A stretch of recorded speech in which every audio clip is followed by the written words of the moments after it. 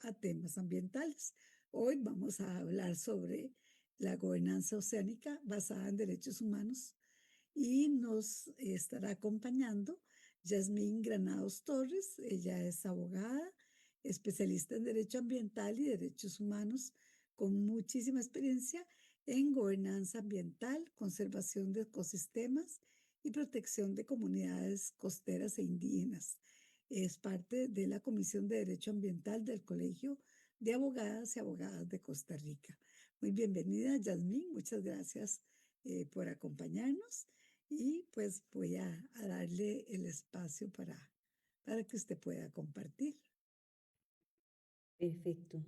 Buenas noches a todos y todas. Muchas gracias por conectarse a compartir un poquito esta tarde-noche. Y vamos a... ¿Pueden ver bien, doña Ani? Sí. Sí, sí se ve bien. Ok, perfecto. Buenas noches, muchas gracias por el espacio. La idea de esta charla es hablar un poquito sobre el enfoque de derechos humanos en la conservación marina, lo que los abogados estamos denominando como justicia azul. ¿Por qué justicia azul? Porque es lograr el acceso de las comunidades más vulnerables, comunidades indígenas, comunidades costeras, en la conservación de la biodiversidad marina. Como sabemos, el océano es uno de los biomas que cubren el planeta, de los más complejos, de los más diversos, y que proveen a todas las personas una gran cantidad de servicios ecosistémicos para la supervivencia de muchas especies, no solo la de nosotros. El océano nos provee de sistemas alimentarios sostenibles, nos provee de ecosistemas saludables, también tiene una vinculación directa con las personas que lo defienden, con las personas defensoras del ambiente y del océano, y también nos proporciona una regulación del clima. Pero actualmente el océano está viviendo una serie de presiones sin precedentes, no solo antropogénicas, como pueden ser la pesca industrial insostenible, la desprotección de las personas pescadoras que tienen condiciones muy limitadas en el ejercicio de sus labores, también el urbanismo no planificado en las costas, los impactos que tienen no solo en los ecosistemas costeros o de manglar, sino también en sí en las zonas donde pueden haber, por ejemplo, anidación de algunas especies. El océano no solo tiene una importancia por los servicios ecosistémicos que provee como alimento, sino también tiene una vinculación directa con la supervivencia cultural de muchas comunidades. Recording in progress. Comunidades indígenas, de comunidades costeras, de comunidades afrodescendientes, que durante milenios les han proveído a las civilizaciones una serie de conexiones para el desarrollo de todas sus culturas, ¿verdad? En algunas culturas, por ejemplo, pueblos indígenas de Chile lo conciben como el maretorio, y bueno, yo que tengo experiencia un poco trabajando con comunidades cahuéscar, es muy bonito escuchar como esa concepción que tienen del océano al considerarlo como un todo indivisible, ¿verdad? Y no tienden a hacer esa separación entre lo que es la costa o lo que es la superficie terrestre del océano, sino una concepción integral de lo que es la protección del océano. El océano le brinda a las comunidades indígenas principalmente una serie de vinculaciones donde pueden subsistir las expresiones culturales y también el uso de ciertos recursos. En Costa Rica, por ejemplo, tenemos el caso de la comunidad indígena Boruca, que hace utilización de un molusco en específico en lo que es el Parque Nacional Marino Ballena. Y la utilización de este molusco es muy importante. ¿Por qué? Porque sirve para teñir lo que son las telas que se confeccionan para sus trajes tradicionales. Entonces, el océano no solo tiene una importancia ecológica, sino también tiene una importancia cultural. ¿Por qué hablamos de la justicia azul? La justicia azul es un enfoque en el manejo de la biodiversidad marino-costera, y lo que busca es que desde esa conservación y de ese uso sostenible del océano haya un beneficio equitativo para todas las personas, especialmente para las comunidades costeras, los pueblos indígenas y los pescadores artesanales, que dependen específicamente de estos ecosistemas para su subsistencia. Porque debemos promover una gobernanza oceánica basada en la equidad, la participación, el respeto de los derechos humanos y el reconocimiento de los conocimientos tradicionales.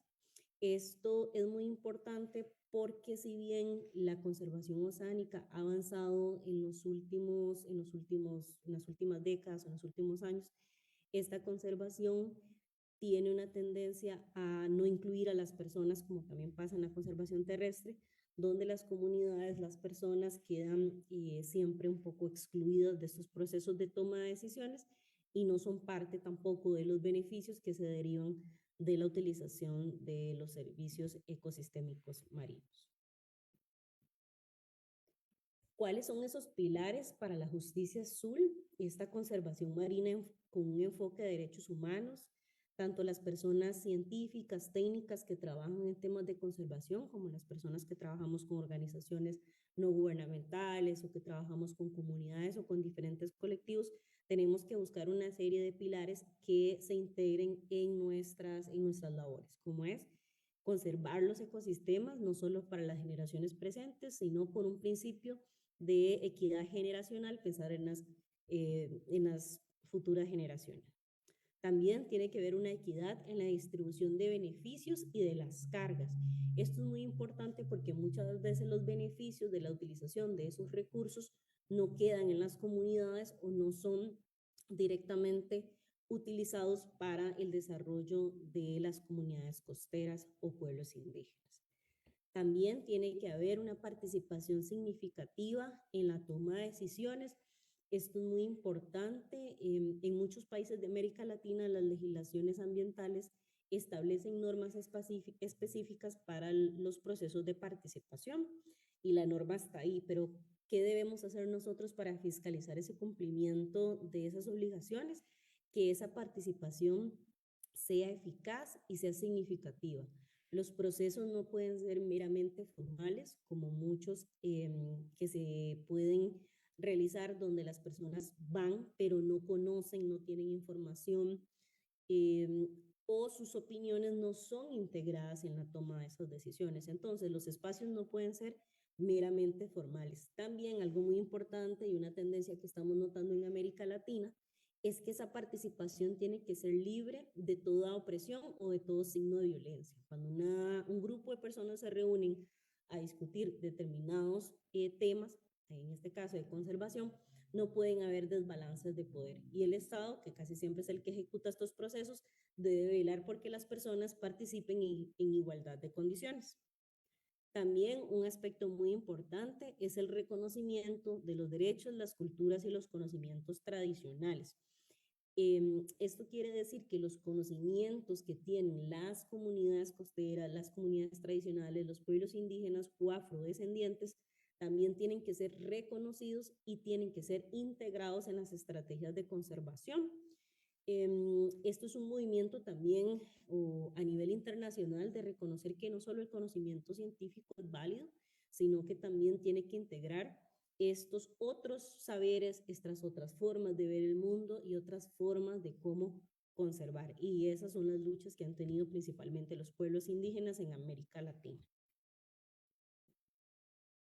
Otro aspecto muy importante de cómo tiene que ser esta justicia azul y que también tenemos que velar por ese cumplimiento es determinar que hay impactos diferenciados en grupos vulnerables. Cuando yo hablo de pueblos indígenas, de comunidades costeras, no solo estoy generalizando en estos colectivos, sino que dentro de estos colectivos yo debo velar por la integración de grupos en condición de vulnerabilidad, como pueden ser las mujeres, los jóvenes, los niños, los adultos mayores. ¿Por qué? Porque son colectivos en específico que pueden estar enfrentando una situación de vulnerabilidad y también es una forma de abordaje de todas esas condiciones que pueden generar una discriminación estructural que convergen por temas de raza, por temas de género y que hacen que las condiciones de estos colectivos sean mucho más complejos. Por ejemplo, cuando trabajamos con comunidades costeras, es muy común que las mujeres se dediquen, por ejemplo, a la actividad de la extracción de moluscos y que los hombres tal vez tengan un rol más activo en lo que es la pesca. Pero siempre hay que velar que las mujeres participen en los procesos de toma de decisiones. Ahora bien, para hablar un poquito sobre este vínculo entre el océano, el derecho a un ambiente sano y los derechos humanos para las generaciones presentes y futuras, en los últimos años, esto es muy importante, ha existido un desarrollo muy rápido y muy sólido sobre la integración de los estándares del derecho internacional de los derechos humanos en la conservación del océano. De 2024 a 2026 se han emitido una serie de decisiones jurídicas que tienen impactos muy relevantes. ¿Por qué? Porque reconoce esta necesidad o esta importancia del enfoque de derechos humanos para la conservación marino-costeras. En el 2024 se emitió la opinión consultiva del Tribunal del Derecho del Mar, que vela por la aplicación de los convenios internacionales en temas marinos, y el Tribunal del Mar hace un reconocimiento que las comunidades tienen que tener un rol activo en la conservación del océano y que esos conocimientos tradicionales también tienen que ser integrados en las estrategias de conservación. Estos derechos de este tipo de decisiones, de estas opiniones consultivas, se vuelven estándares internacionales que protegen a las comunidades y también que reconocen cuáles son las obligaciones del Estado. En 2025, como ustedes sabrán, se emitieron dos opiniones muy importantes que vincula el tema de la conservación del océano con los impactos del cambio climático, que es la OCE 3225 de la Corte Interamericana de Derechos Humanos y la opinión consultiva de la Corte Internacional de Justicia. La opinión consultiva de la Corte Interamericana, ¿qué aspectos reconoce sobre el tema de conservación del océano y la integración de las comunidades? Hace un reconocimiento del estado de vulnerabilidad en que se encuentran las comunidades costeras, los pueblos indígenas y los países insulares principalmente, que pueden ser afectados de una manera más directa sobre los impactos del cambio climático y también sobre todas aquellas actividades extractivas o no planificadas que puedan generar una aceleración en los impactos del cambio climático. Entonces, el reconocimiento de esa vulnerabilidad que describe la Corte Interamericana debe ser tomada en cuenta para la toma de decisiones de conservación del océano. Cómo estamos integrando a las mujeres, a los pueblos indígenas, a las diversidades en estos procesos y cómo esas vulnerabilidades tienen que ser reconocidas y tienen que ser tomadas en cuenta a la hora de diseñar diferentes estrategias de conservación del océano. Eso es muy importante, lo vamos a ver que no solo a nivel de normativa nacional, normativa interna o política también institucional, sino, como vamos a ver un poquito más adelante, la toma de decisiones a niveles multilaterales o en las negociaciones que hacen los estados para la conservación del océano. También en el mismo año, el año pasado, la Corte Internacional de Justicia reconoció que existe una emergencia climática, que este fenómeno está afectando a las comunidades y está generando que esa brecha, que esa vulnerabilidad de ciertos colectivos sea cada vez más compleja de abordar y que ese impacto está afectando una serie de derechos como el derecho a la vida, el derecho a la alimentación, el derecho a un clima sano, y hace este reconocimiento, entonces, y recoge un poco los estándares también que se han desarrollado en los otros espacios internacionales. Actualmente está pendiente una opinión consultiva también sobre la Corte Africana de Derechos Humanos y de los Pueblos sobre el tema de emergencia climática, que no se ha emitido aún, pero va a abordar también cómo está haciendo este efecto. Y lo importante es que hay un diálogo internacional entre las cortes regionales, como la Corte Interamericana, que es su equivalente en África, es la Corte Africana, y esos estándares se siguen afianzando en la jurisprudencia internacional. Y por último, y muy importante, este año, en mayo, la Organización de Naciones Unidas hizo una resolución, emitió una resolución donde exhorta a los estados a realizar el cumplimiento de la opinión consultiva de la Corte Internacional de Justicia. Esta resolución es la 80L65 y la ONU en sí reconoce que todos los estados deben de velar por el cumplimiento de los estándares que establece la Corte Internacional de Justicia. Me pareció muy importante este extracto donde la ONU, como organización multilateral, exhorta a los estados a que garanticen la participación plena, significativa e igualitaria de las mujeres, las niñas, las infancias, las juventudes, las personas con discapacidad y las personas en situaciones de vulnerabilidad en la toma de decisiones sobre la acción climática cuando proceda, entre otras cosas mediante el acceso a la información y el acceso de la justicia. Entonces, estos estándares que ya se han desarrollado en cortes constitucionales, por ejemplo, en Costa Rica, sobre temas de participación, de acceso a la justicia, también tienen un asidero internacional, ese reconocimiento y esa exhortación que se le hace a los estados que hagan un cumplimiento efectivo de sus derechos. También estas opiniones han sido retomadas en diferentes informes de las relatorías de la ONU, como la Relatoría del Derecho Humano a un Ambiente Limpio, donde se ha analizado la vinculación de la protección del océano con el derecho, por ejemplo, de las personas defensoras del océano, las personas que están involucradas en estos movimientos que también están bajo amenazas, bajo represalias por su actividad ambiental en la conservación del océano. También tenemos otros dos informes sobre el tema de la pesca y el derecho a la alimentación, como sobre la sobreexplotación de las pesquerías está afectando el derecho a la alimentación de cientos de comunidades alrededor del mundo y cómo incide en el acceso a este derecho que está vinculado también al derecho a la vida. Y también tenemos un informe sobre el acceso a la información sobre el cambio climático, los derechos humanos, donde se desarrolla estándares sobre el acceso a la información. Costa Rica tiene estándares bastante sólidos en temas de acceso a la información, pero también reconoce, por ejemplo, que cada vez más se restringe el acceso a cierta información sobre toma de decisiones ambientales, o también se exhorta que la información que se genere, y eso es una muy buena recomendación para las personas que hacen ciencia, que esa información sea accesible y sea comprensible para todas las personas. Dos acuerdos internacionales importantes y recientes que también que se involucran directamente con la conservación del océano y que son innovadores en integrar el tema del enfoque de derechos humanos para la conservación oceánica.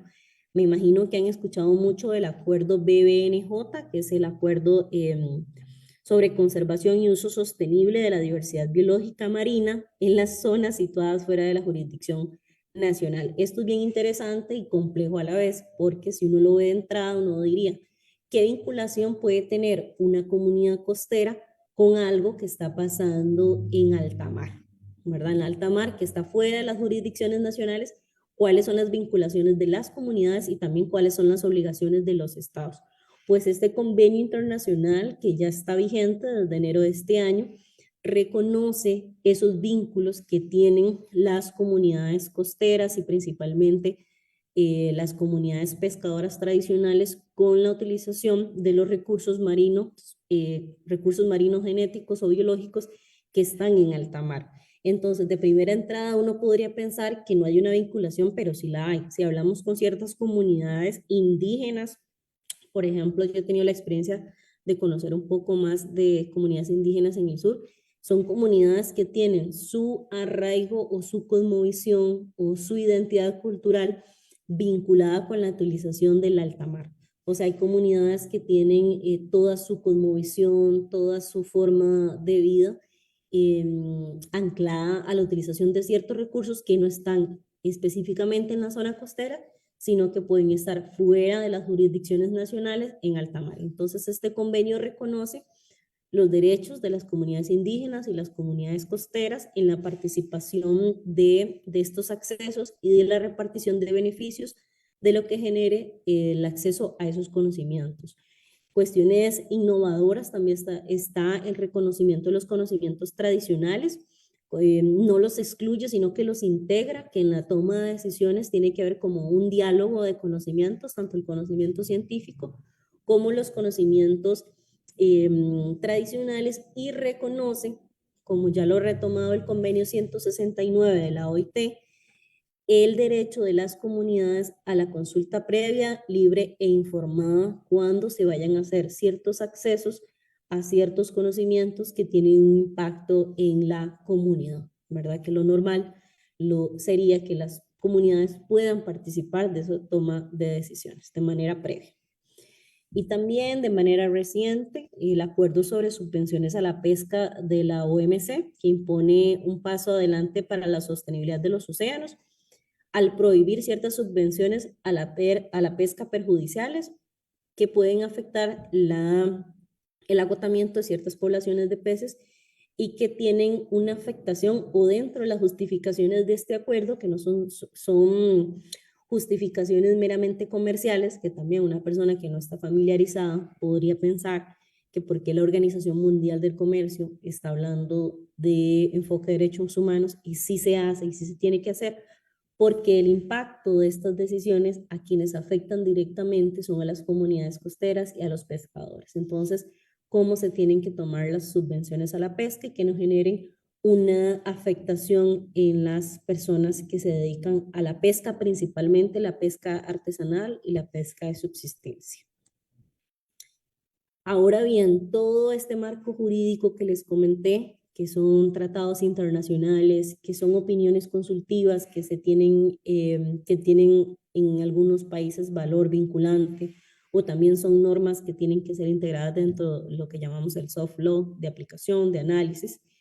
¿Qué obligaciones son las que establece para los estados? O sea, ¿cuáles son esas obligaciones que se tienen que tomar en cuenta a la hora de tomar decisiones enfocadas en la conservación del océano?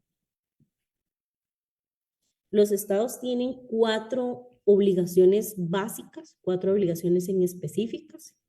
La primera es la de prevenir, controlar y reducir los daños al medio marino. Esto es muy importante y se debe hacer, implementar a través de las evaluaciones de impacto ambiental. También hay un nuevo sistema de monitoreo, una nueva forma de realizar evaluaciones, como son las evaluaciones ambientales estratégicas. Entonces, siempre buscar cómo esos procesos de evaluación del impacto ambiental vayan dirigidos a prevenir, controlar y reducir los daños en aplicación del principio de precaución. También está el enfoque de regular, monitorear y supervisar las actividades contaminantes que se realicen en las zonas costeras, también en alta mar, y que puedan generar contaminación. Por ejemplo, las flotas mercantes a nivel internacional, las decisiones que se toman en la OMI, en la Organización Marítima Internacional, sobre la contaminación marina que pueden generar el tráfico de comercio internacional. Otra obligación es la obligación de cooperación, que queda muy reflejada, por ejemplo, en lo que es el acuerdo de BBNJ, que es que las aguas que están fuera de las jurisdicciones nacionales tienen que ser protegidas por parte de todos los estados a nivel mundial, ¿verdad? No solo al no tener un propietario per se, todos los estados se tienen que vincular en su protección.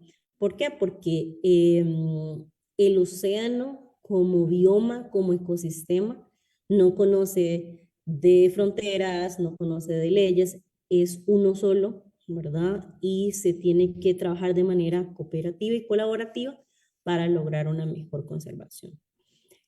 Otra obligación muy importante es la obligación de restaurar el medio marino. Siempre en el derecho ambiental nos basamos en el principio precautorio, que es prevenir el daño. Pero ¿qué pasa cuando ya hay un daño que se ha originado, que ya ha causado impactos? La obligación es la restauración e invertir en estrategias de restauración. Yo creo que es muy común en nuestros países que veamos que las estrategias de conservación siempre están enfocadas en la conservación, en la prevención, pero no en la restauración. Y eso debe ser también un enfoque integral para recuperar esos ecosistemas que ya han sido impactados, principalmente en las costas. Y una cuarta obligación, que es muy importante en temas ambientales y no deja de serlo para el tema de conservación marina, es el acceso a la información, a la participación y a la justicia en la gobernanza del océano. Estos tres derechos están reconocidos en el Acuerdo de Escazú, aunque el Acuerdo de Escazú no ha sido ratificado por Costa Rica, ya la Sala Constitucional lo ha utilizado como parte de este bloque de convencionalidad en protección del ambiente y lo ha aplicado en sus sentencias. Así que este convenio internacional reconoce que las personas de manera individual y colectiva tienen derecho a accesar a la información de manera previa, tienen derecho a participar de los procesos, sea de diferente índole, sea una ley que vaya a discutir la protección del océano o de alguna especie en particular, sea de políticas públicas, sea de proyectos, sea inclusive de dónde se invierte la cooperación internacional para la conservación marina. Tienen que haber procesos de participación y también el derecho del acceso a la justicia. Si una persona, un colectivo, una comunidad identifica que hay una violación a sus derechos en los temas de conservación oceánica, puede acudir a las cortes judiciales o también a los organismos administrativos a exigir que se velen por esas garantías que tienen las comunidades.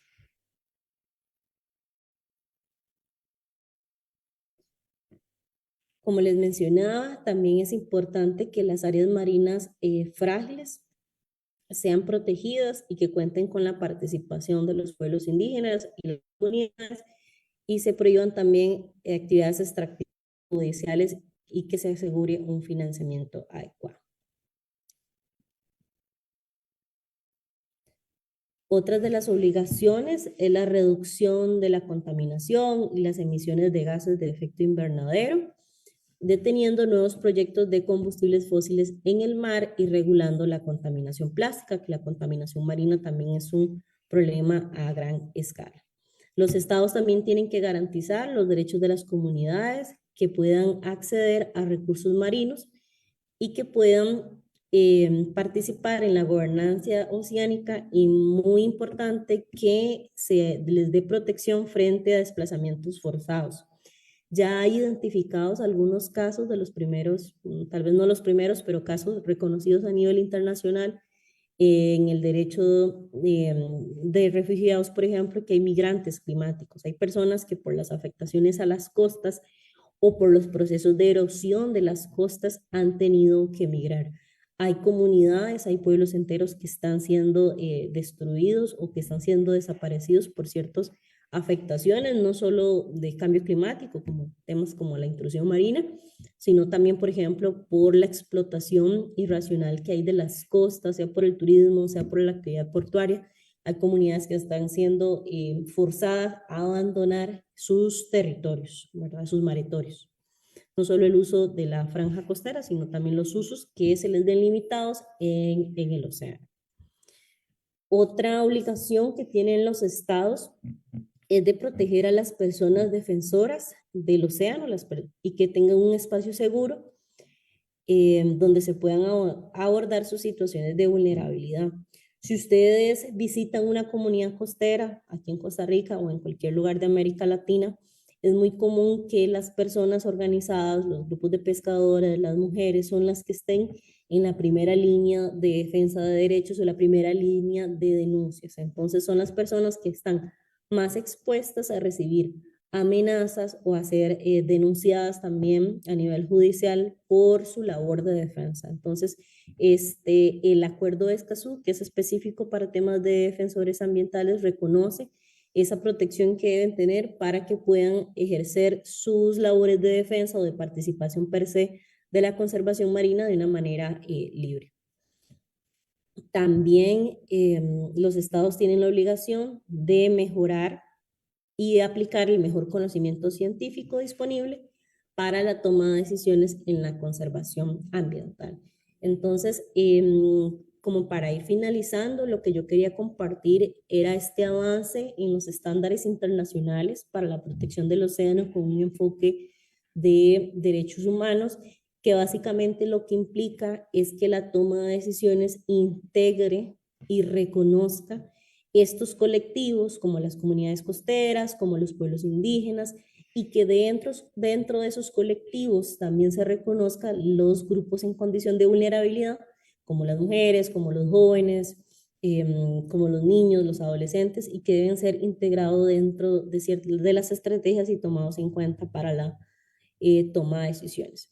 También comentar que todo este avance vertiginoso de opiniones consultivas, de nuevos tratados, de jurisprudencias, de cortes regionales, están haciendo un nuevo marco de convencionalidad para la protección de derechos. Entonces, mi recomendación, independientemente de donde estemos, seamos personas que trabajamos en conservación ambiental, en organizaciones no ambientales, o simplemente a mí me interesa el tema de conservación marina, hay una serie de derechos que deben ser respetados y que inclusive en mi labor de defensa o en mi labor profesional yo debo tomar en cuenta, dependiendo de dónde me vincule o donde yo esté, sea de la academia, si voy a una comunidad costera, hacer un proyecto, hacer una investigación, cómo debo integrar a las comunidades, cómo debo hacer esa devolución de resultados, porque no solo los estados tienen esta serie de obligaciones, sino toda aquella persona que se dedique a la conservación ambiental tiene obligación de respetar estos derechos y estos estándares internacionales en el ejercicio de sus labores. Y ya para cerrar, la importancia de proteger y conservar el océano. Es este bioma donde se une la tierra, el aire, los ecosistemas costeros y de agua dulce. Y nos enseña algo muy importante, que es que todos los conocimientos y todos los saberes están interconectados, como lo estamos haciendo el día de hoy, hablando un poquito de conservación ambiental desde la ciencia y también desde el derecho. Entonces era un poquito lo que yo les quería compartir, y si tienen dudas, consultas o quieren hacer algún tipo de comentario, adelante. Muchísimas gracias, Yasmín, por este marco de normativa tan importante, pero que a la vez nos da toda esta relación, ¿verdad?, entre el océano, las personas, las comunidades. Y también nos hace pensar en nuestras diferentes realidades, porque realmente, bueno, así como tenemos comunidades costeras que están en una lucha importante para lograr esos derechos, pero también hay otras comunidades que enfocan sus derechos digamos, bueno, que es una preocupación muy grande que tengo respecto a la titulación en las islas, a los cambios en la ley de la zona marítimo terrestre, o sea, que están empujando de llevar de lo que tenemos ahora que es una propiedad estatal respecto a las costas, eh, buscar digamos, la titulación a nivel privado, que desgraciadamente sabemos que eso no se queda ahí, ¿verdad? Que ellos son como el caballo de batalla en el frente, porque así, pobrecitos, tienen muchos años de vida ahí, pero en el momento en que hay titulación, son libres de comercializarlas. Entonces, el riesgo que tiene, o sea, si ya se construye muchísimo y se afecta la zona costera, porque es como el número uno de interés a nivel económico, me parece que quedaría muy expuesto si eso llega a ocurrir, ¿verdad? Entonces, bueno, ¿cómo nivelar? Mientras hay comunidades costeras que están totalmente enfocadas en estos temas de la importancia de los océanos, la pesca responsable, ser ellos pescadores responsables, comercialización equitativa, ¿verdad? Son muchos elementos que uno realmente agradece y lo ve con muy buenos ojos. Entonces, ¿cómo armonizar estas diferentes tendencias? Sí, yo creo que, bueno, como abogada yo partiría del derecho a la participación que tienen todos los colectivos y como le establece la normativa, en especial cuáles condiciones deben de tener estas comunidades o estos colectivos en condición de vulnerabilidad para participar, ¿verdad? En ese toma de decisiones que uno habla sobre la conservación marina o la conservación ambiental, no todos estamos con las mismas herramientas, no todos llegamos a los espacios de discusión en el tiempo adecuado, pasa mucho con las comunidades, no solo con las comunidades, con la población en general, que no conocen, por ejemplo, el trámite de formación de la ley, y cuando se dan cuenta, ya una normativa se está implementando, para bien o para mal.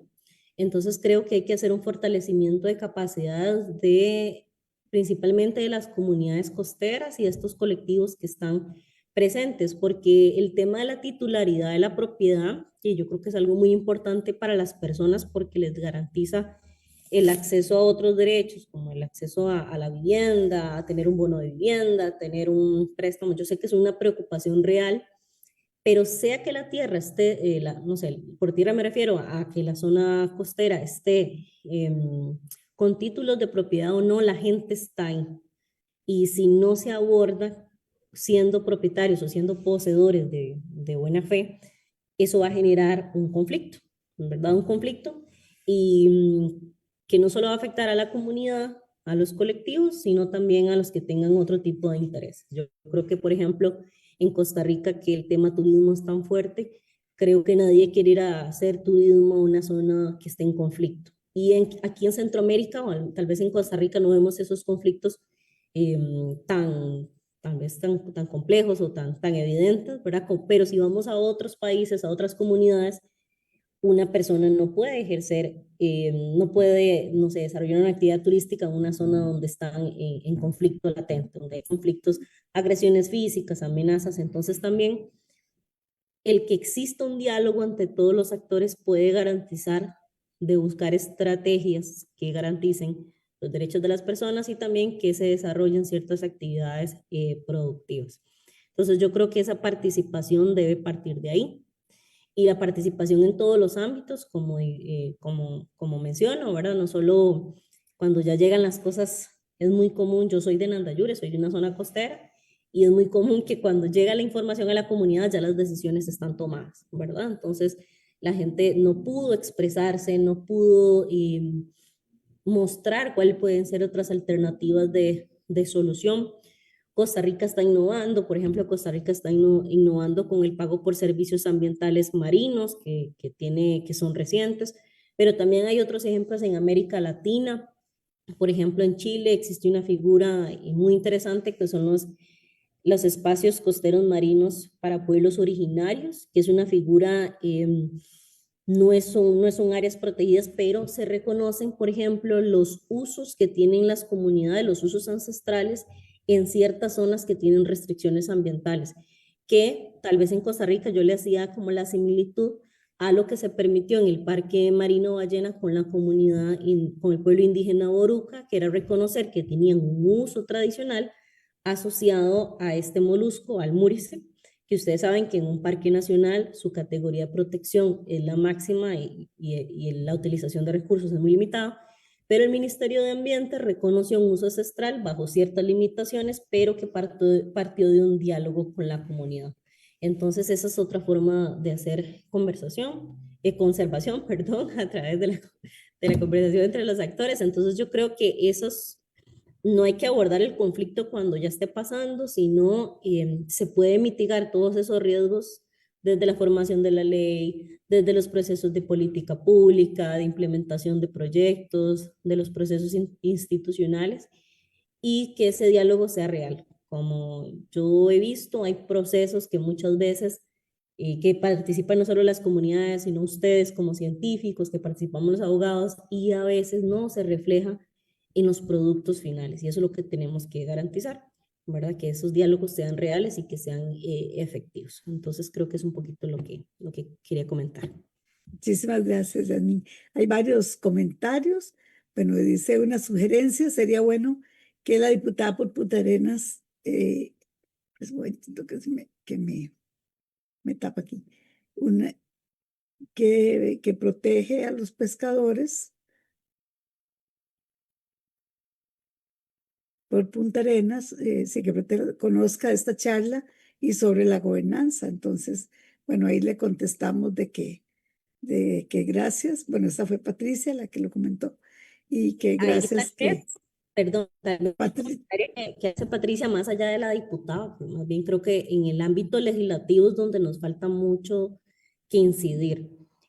Por ejemplo, tenemos comunidades costeras o pueblos indígenas que tienen ciertas participaciones muy específicas en el trámite de las leyes o los proyectos de ley, y en específico para pueblos indígenas que tienen esa vinculación con el mar, por ejemplo, como puede ser Quecoldi, como puede ser Boruca, como puede ser Conteurica, está en trámite en este momento la construcción de un protocolo de consulta indígena, ¿verdad? Entonces, es importante que se informen, que soliciten información y que participen de esos procesos de formulación, no cuando ya en sí los procesos están hechos, sino cómo pueden ser integrados en la toma de decisiones desde la formulación inicial de estos procesos.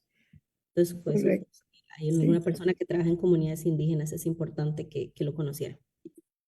Bueno, ahora Gerardo Palacios Martínez dice muchas gracias por la actualización. Saludos. Luego igual, Patricia, muchas gracias y bendiciones.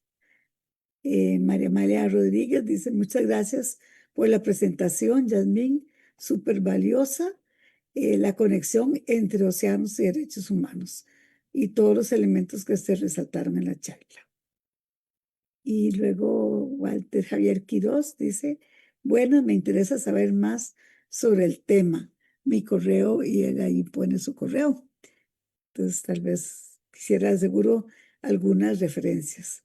Patricia, de nuevo, dice, excelente exposición, muchas gracias.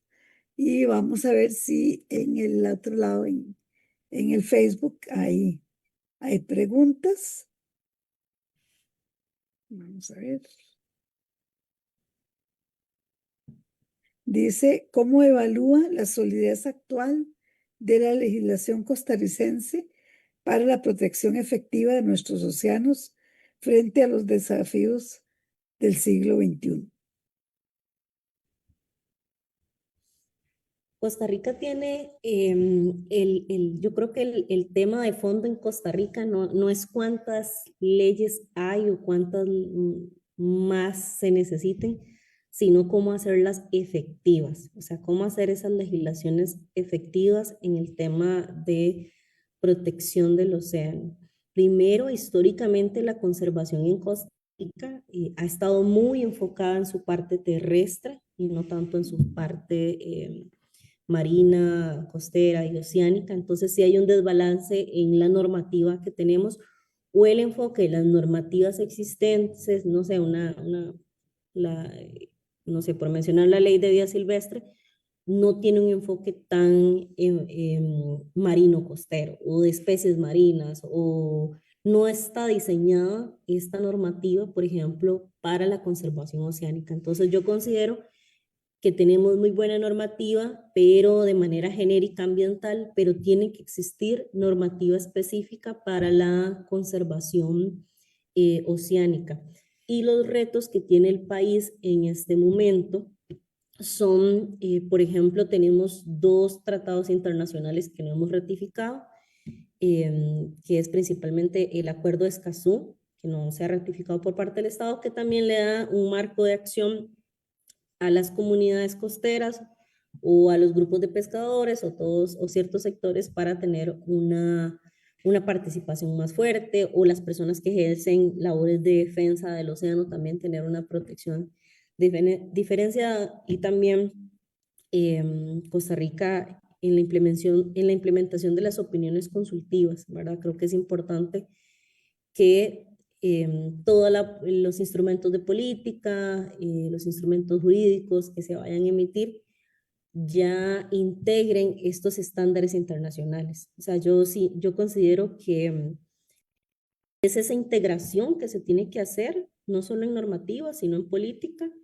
y actualizar la que tenemos, ¿verdad? ¿No? Son legislaciones un poco obsoletas, considero yo, y que no se ajustan a estos desarrollos internacionales que son recientes. Vemos estas opiniones consultivas que han dado un empuje al tema de los estándares de derechos humanos y conservación ambiental, conservación del océano y clima, son de los últimos años. Entonces hay que reflejar eso en la nueva normativa o en las políticas públicas que implementan a la normativa que ya existe. Entonces yo creo que no solo, yo que soy abogada, creo que la solución no es solo más normas, sino hacer más eficientes y más efectivas las que tenemos. Y también instar a las personas a participar de estos procesos de formación normativa. Nosotros podemos acercarnos a lo que comentaba la compañera, podemos acercarnos a los legisladores si tenemos alguna propuesta, a las personas que son de colectivos o de organizaciones ambientales, podemos también hacer incidencia para que se regulen y para que ciertos temas sean discutidos en la Asamblea Legislativa. Entonces también podemos participar de los procesos de formación de las leyes a través de los mecanismos que ya existen, ¿verdad? Creo que esa es una gran ventaja que tiene Costa Rica, que la ley nos reconoce ese derecho a participar, sea a nivel legislativo, al nivel de poder ejecutivo o judicial. Entonces podemos hacer incidencia también y eso es importante.